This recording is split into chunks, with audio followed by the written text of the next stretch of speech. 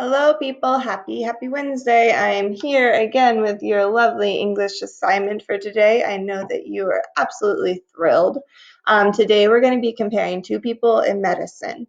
So that's a kind of a big hint at what we're going to be looking for when we read these articles. We are then going to fill out this compare and contrast characters slide, but I want you guys to remember, hear this, that these are real people from the past, a long time ago. So this word characters is kind of misleading. I wanted to use this chart, but I want you to know that these are real people, not fictional characters, okay? So make sure you take that with you. And the other thing I want you to know for today's activity is that we're going to read about one person and write some important information about their contribution to medicine here. And then we'll read about the other person and write important information about their contribution to medicine here. And then instead of just having random bullets about like, oh, they're both guys or random similarities like that, we're going to make a comparison statement. We're going to write a sentence or two about how these two people have impacted medicine. So that's important for your activity today. We're kind of branching beyond that lower level comparison chart and trying to be a little bit more big brained about it. All right, so let's head on over here. The only other thing I haven't mentioned today, I have meetings from like 8:30 until 10:15, so I won't be on my Zoom call. I'm sorry, but if you need me, you can text me. You can also write in your daily check-in, and I will email you back. So see how I have it inbox right here, screen with a little number 1. I've been trying to message people if they have questions that they put in the daily check-in. That way you don't just like say something and never hear back. You also might hear from me there if like you're not turning anything in and you need to be turning things in. So make sure you look at your inbox, okay? So say hello on today's morning check-in, then watch this beautiful, lovely tutorial video. And then we're going to read about two people. We've got Andreas Vesalius, and you're going to read that one along with me. And then you're going to apply the concepts that I use to this guy, William Harvey. And then finally, you'll do this comparison in medicine chart that I just talked to you about. Okay? Okay, let's go over to Andreas. So here he is. This is Andreas Vesalius. He was born in 1514. That was a very long time ago. So again, as we read this, I'm going to think of information that relates back to his impact on medicine. We're doing a medical comparison, so I want to know like what did he do that was influential in medicine. So Andreas Vesalius, 1514 to 64, was a Belgian anatomist and physician. His dissection of the human body and description of his findings helped to correct misconceptions about the human body and lay the building blocks of modern science and anatomy. Ooh, kind of gross, but I guess if you're into science, that's pretty awesome for all my wannabe doctors and nurses out there. So this guy's contribution was a big one because, I mean, if you could imagine how long ago 1514 was, they probably didn't know a lot about the human body, so his dissection of it taught people a lot. And then it uses this wording like the building blocks of modern science and anatomy. So he kind of started it all off. He was the first person. That's why we know he's important.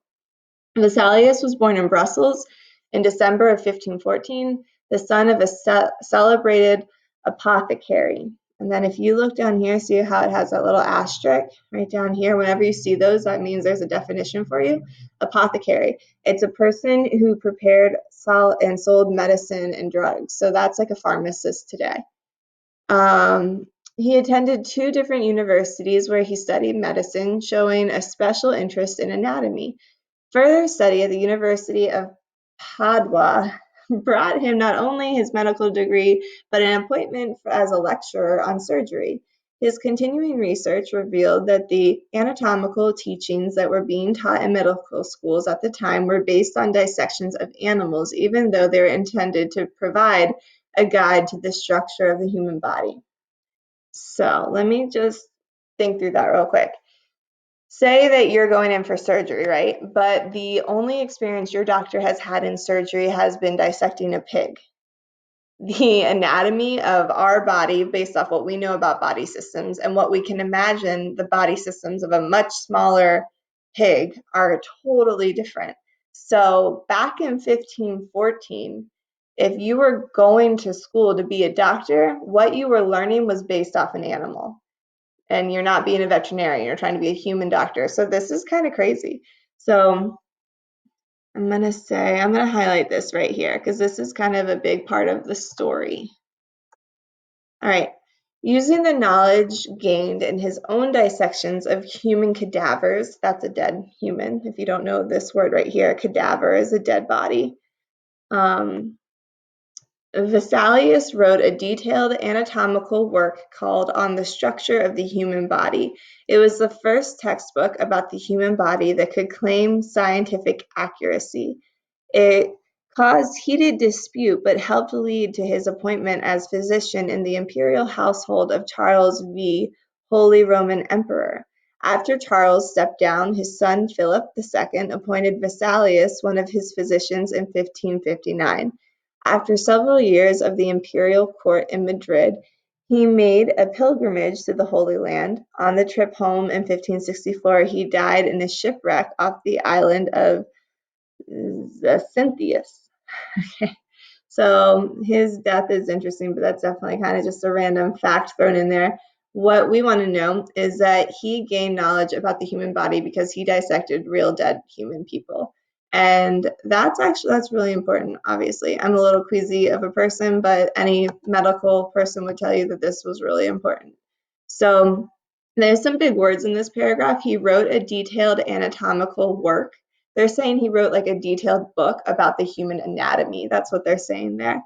And it was the first textbook about the human body that could claim scientific accuracy. If you like throw a ball and you accurately hit your target, that means that you did it well. So he could accurately talk about the human body because he actually dissected it. So all of this is pretty important. He wrote a book and he was the first person who could say, hey, I know what I'm talking about because I saw the inside of a dead person and you did not.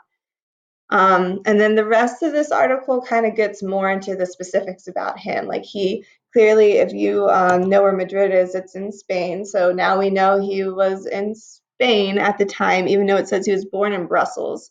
So he was in Spain. He worked for the Roman emperor there, and then it talked about him traveling and how he ended up dying. But what I know about his contribution to medicine is that he was the first person to dissect people to understand the anatomy of people. So I'm going to head over to my comparison chart. Now for you, if you need a refresher, remember you click this right here and it brings it up. All right, I already had mine pulled up, so I'm just going to head back over to it. And I am going to leave my half here for you like I did the other day. So we've got Andreas, and I think it's Vesalius. I need to make sure I'm spelling it right. You should too. Andreas Vesalius. Is that what I did? Yeah. Okay. So I've got my guy. Let's make it a little bigger so we can see it. Too big. All right. Cool. And now I'm not just going to write random facts. I'm not going to talk about how he died. I'm not going to talk about who he worked for. I'm going to talk about what he did that was a contribution to medicine. And I want you guys to follow that when you do it with William Harvey. Stay away from the random facts. They're interesting, but we want to know their contribution to medicine. So I'm going to go ahead and do some bullets here. I'm going to say Vesalius was the first person to learn about the human anatomy. I spell it right. Because due to his dissection of human cadavers. Before this point, doctors in school were studying based on animal anatomy.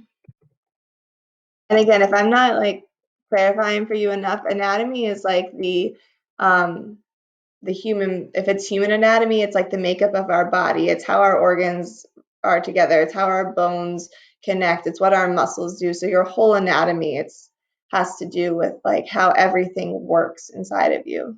Okay?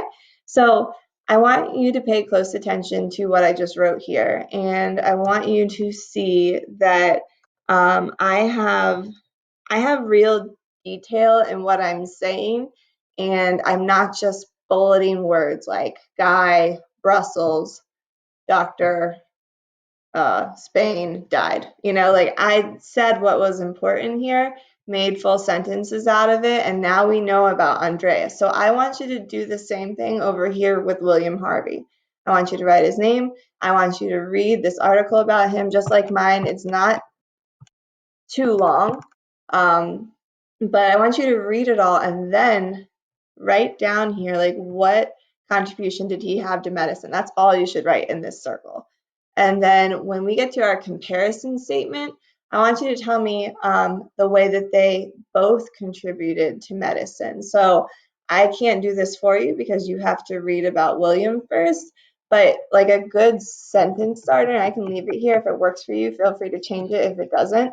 But I would start it off by saying both men made a contribution to medicine by ... And you would say like, you would tell me what William did, and then you could add in that you know that Andreas was the first one to help us understand anatomy of humans.